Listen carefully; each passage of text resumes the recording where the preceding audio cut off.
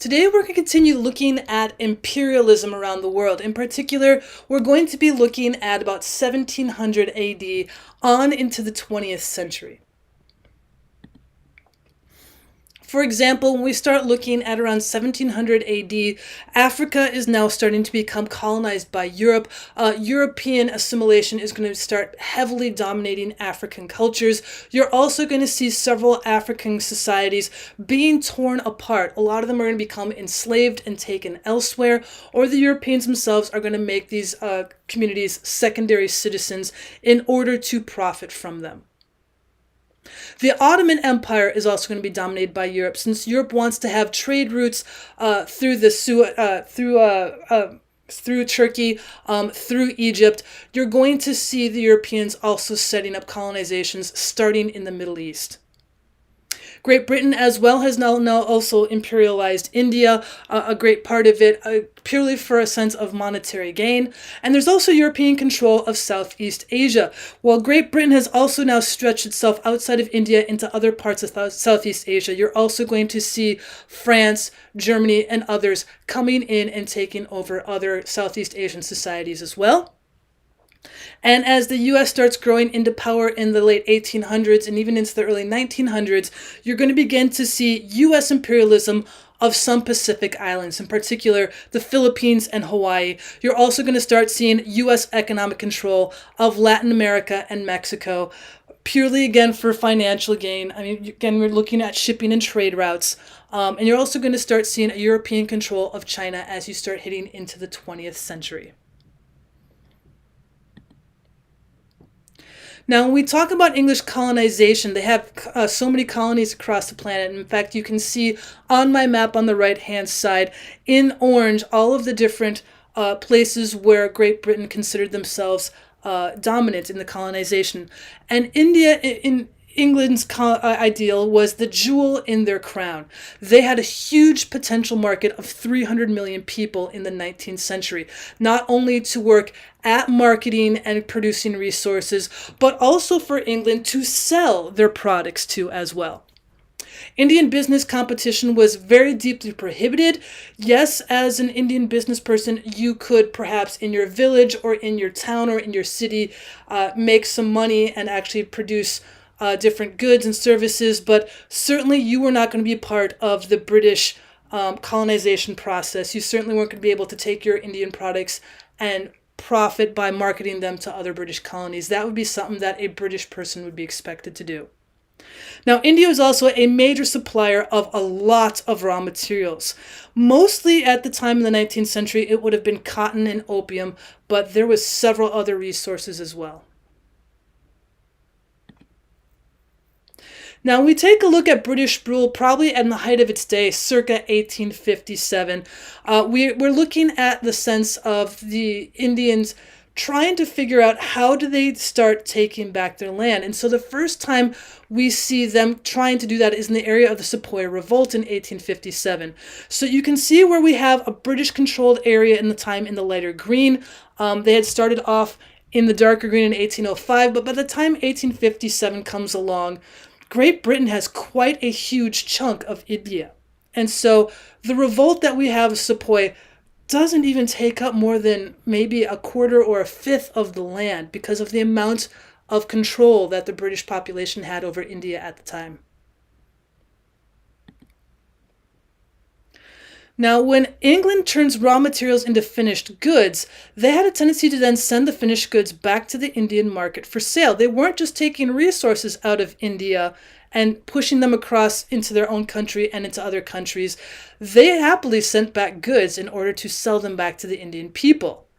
And so there was a bit of a trade or a financial progress for India here. It wasn't all terrible because India is going to send raw materials to England and they are going to be able to purchase the finished goods from England. However, there are quite a few negatives of the imperialism. For example, the British are going to hold all political and economic power. Again, maybe you in your local village or town as an Indian marketer might make some financial gains, but you're not going to be able to sell your marketing products off to the British people directly. The British are going to be the ones holding that economic power, and certainly you are not going to hold political office. Maybe, again, there might be some local police, there might be some local, like a mayor or something, but otherwise the British hold all political and economic power in the nation. The Indians themselves are being treated as second-class citizens. They are expected to, in a sense, be assimilated into that sense of European culture. The conversion to cash crops often caused famine in India. First and foremost, the British population was supposed to be profiting from the resources of India. And if there was enough left over, then the Indian population could use their crops. So there was huge famines again and again across India as they were converting their crops into cash for Great Britain. And then lastly, the Indian cultural values and beliefs and practices were deeply threatened. Great Britain wanted their culture and their society to be redone in India. After all, several of them were moving there, settling there, and populating there. And so Indian cultural values, beliefs, and practices were pushed to the side, if not actually threatened. Now moving over to Latin America. Great Britain and the U.S. became main trading partners with lots of Latin America. Again, they're looking for raw materials and resources. And Latin America would export a lot of beef, fruits, and vegetables. They're going to then import manufactured goods from the British people and from the U.S. They didn't industrialize at this time, so they were the ones importing the manufactured goods and exporting produce and their beef. The U.S. is also going to help Latin America become independent of Spain, but then unfortunately the U.S. then puts its own military government in and is going to start controlling parts of Latin America such as Puerto Rico, Guam, and the Philippines. These are going to become U.S. territories.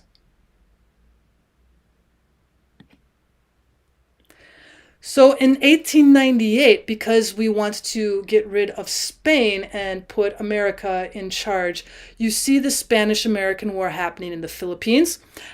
Shortly afterwards, the U.S. is going to acquire the Philippine Islands, Puerto Rico, and Guam as their U.S. territories. Now, they had helped free the Philippines from Spain, but then the U.S. takes control themselves. So you're going to see very quickly a Filipino nationalist movement who are going to start fighting the U.S. government, but they eventually lose. The U.S. is now going to build up the Philippine infrastructure, but they're also going to trade food crops for cash crops. So again, you're going to see a bit of a famine happening. Now, when it comes to Hawaii, the U.S. had a long history of interest in Hawaii. It's a good port on the way to China and East India. After all, big ocean, you need to have some port stops. It's also the site of several American sugarcane plantations before Hawaii became a territory and then a state of the United States. You already had American sugarcane plantations being put into use in Hawaii. And in 1890, the McKinley Tariff Act eliminated all tariffs on sugar and then reduced the profit. And so the plantation owners wanted to annex Hawaii as a state so they could sell sugar for more, thereby increasing their profits. Now, at the time, the ruler of Hawaii, Queen Liliuokalani, attempted to restore political power to Hawaii that was currently in the hands of the American sugar planters, but the American businessmen overthrew her and named Sanford Dole as the president of the Republic of Hawaii. And then shortly after, in 1898, Hawaii was annexed as a U.S. territory.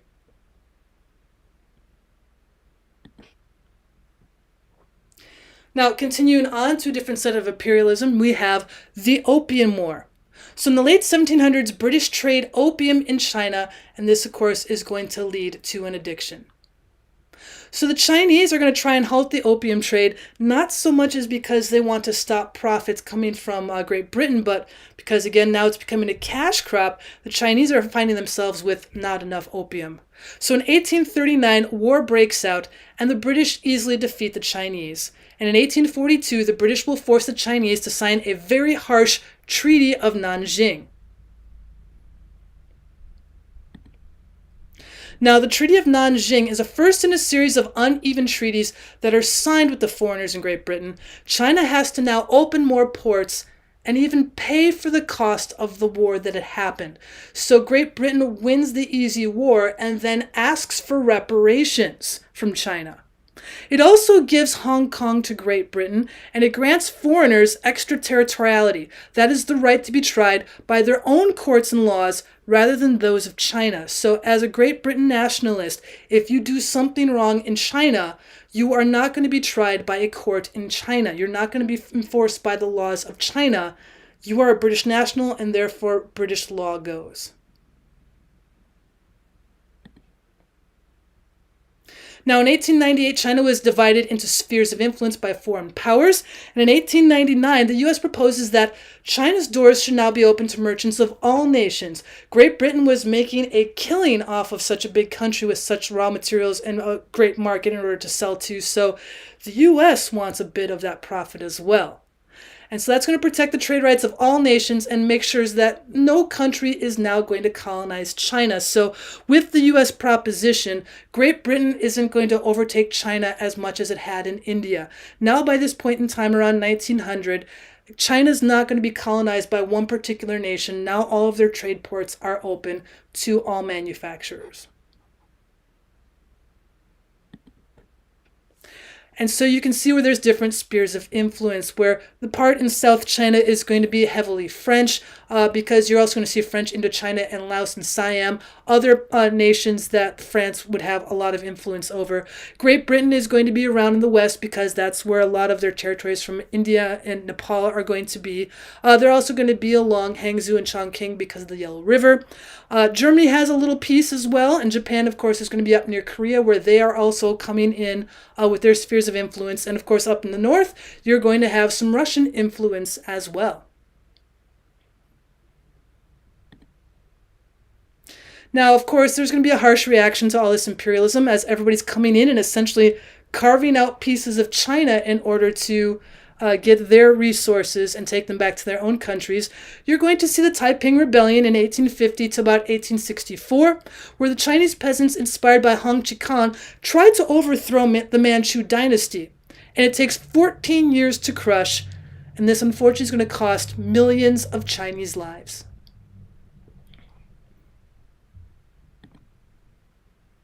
Another one you're going to see in 1900 is the Boxer Rebellion, where the secret society of boxers are going to rise up against foreign powers, and the combined force of European, American, and Japanese forces eventually crushed this revolt. Again, all of these countries are carving up China separately to make their own profits, but since the Boxer Rebellion happens throughout all of China, they decide to combine forces, and that, of course, is going to crush the Chinese revolt. And this is going to result in Chinese governments conceding even more to the foreign powers.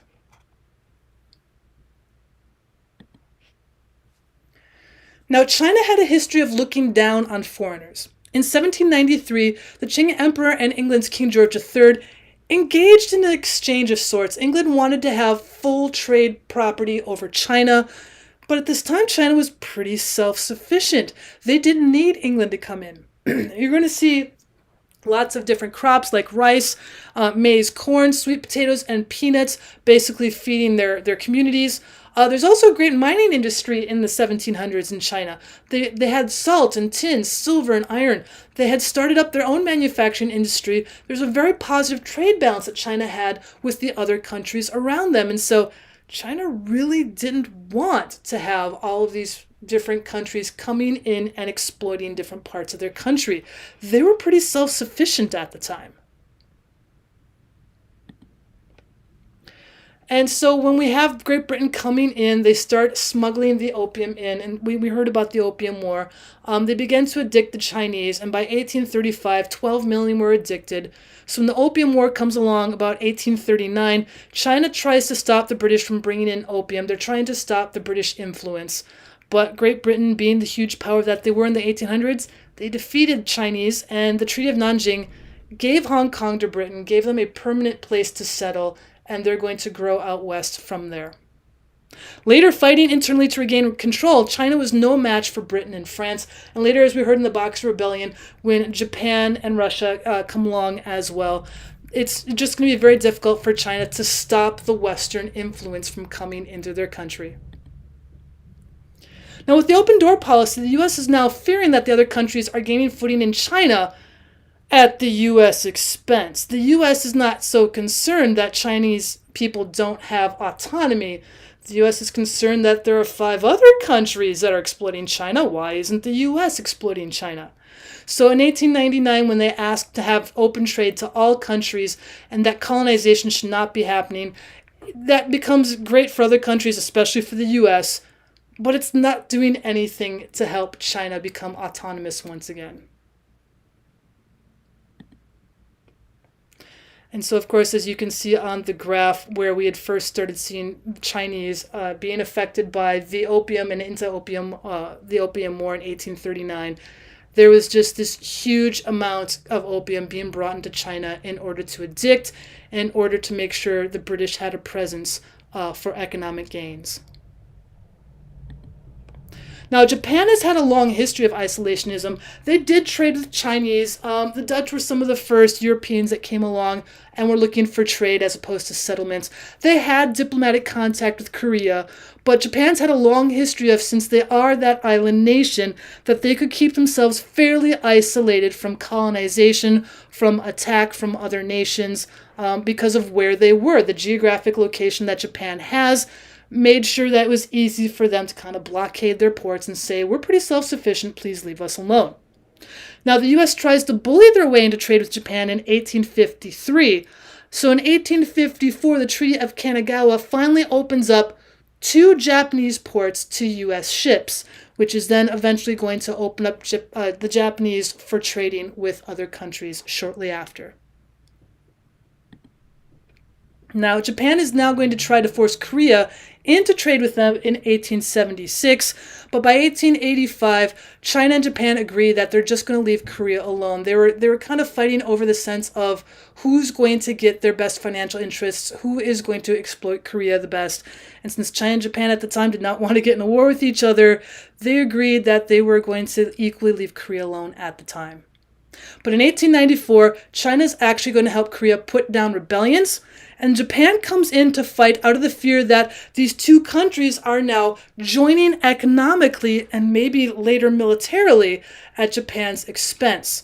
And Japan had more power and therefore ended up with colonial holdings in Korea.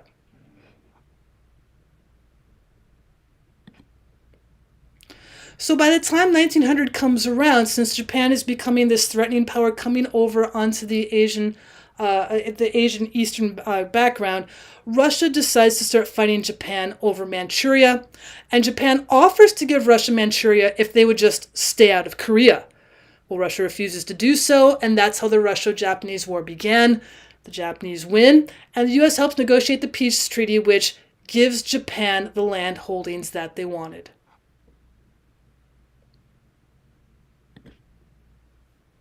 Now, when it comes to the United States, again, we look at colonization and territorial expansion down south in Latin America and in South America itself. The U.S. wanted more control of trade worldwide, so they offered money to Panama for the right to build a canal to join the Atlantic and the Pacific Ocean without going around the tip of South America. Therefore, the U.S. helped Panama revolt against Colombia in exchange for the building rights, and in 1914, the Panama Canal was completed.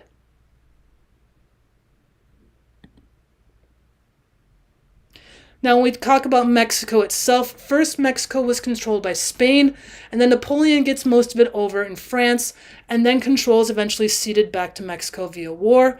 Now, the U.S. wanted to extend its territory west into land that was owned by Mexico, and you are going to see the Mexican-American War happening in the 1840s.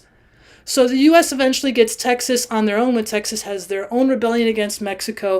In 1845, Texas becomes a state in the United States. And with the Mexican-American War, we get further ceded lands out west. We pick up Arizona, New Mexico, other parts of California, which came in shortly afterwards. And so a lot of Mexican territory was ceded to the United States in the middle of the 1800s.